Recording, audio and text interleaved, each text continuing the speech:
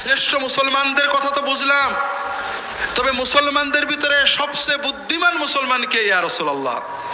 তখন রাসূলুল্লাহ সাল্লাল্লাহু আলাইহি ওয়াসাল্লাম বললেন, আকতারুহুম লিল মাউতি যিকরান ওয়া লিমা বা'দাহু ইস্তি'দাদা। মুসলমানদের ভিতরে সবচেয়ে বুদ্ধিমান মুসলমান, সচেতন মুসলমান ওই মুসলমান যে মৃত্যুর কথা বেশি বেশি করে মনে রাখে আর মৃত্যুর পরের জীবনের জন্য বেশি বেশি প্রস্তুতি নেয়। তো ভাইরা, দুটো ছাত্র, একটা ছাত্র